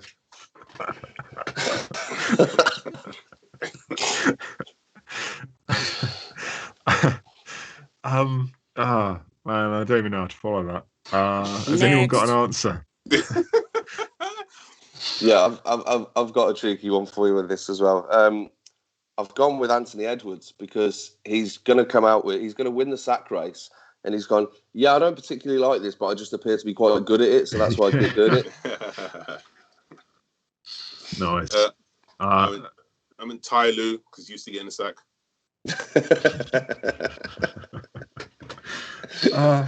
I rather boringly went Giannis because he just covers so much ground, and I know you can't go both legs at the same time, but it's ridiculous jump and freakishly quick, which is a terrible answer. I think Nick or Nathan win that one.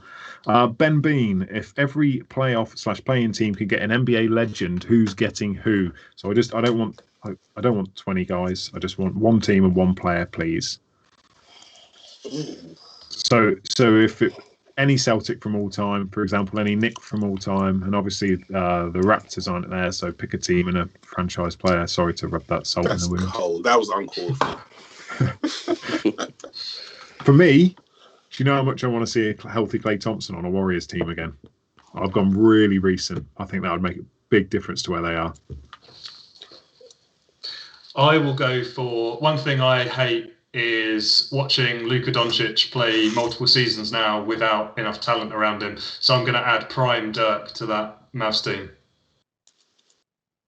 That would be epic. Rich? Okay. Right, so I think you add Kevin Garnett to any Celtics team and they get better. Obviously, recent Hall of Famer. Celtics have struggled on defense this season, so I'm putting KG back on the Celtics to at least take us to the second round. Okay, and I can't pick Raptors because they're not in the playoffs this year. Okay. You didn't need to say that. You brought that on yourself that time. No, listen, I took the hint, man. Don't I? I'll probably go Tim Duncan to the Spurs, man.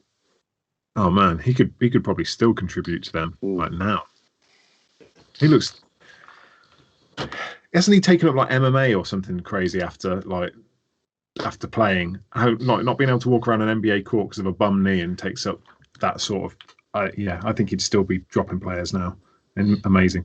Okay, I think that kind of wraps us up, which is epic, seeing as we're 2 hours in, which was an amazing achievement.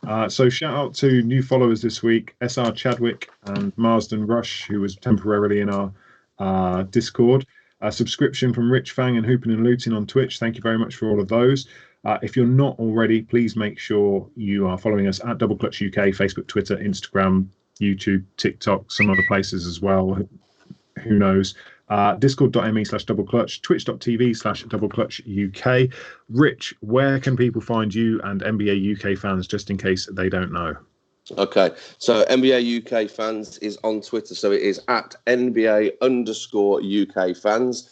On Instagram, it is NBA_UK fans. So you can find us there for all of our content and our live at fives on Instagram.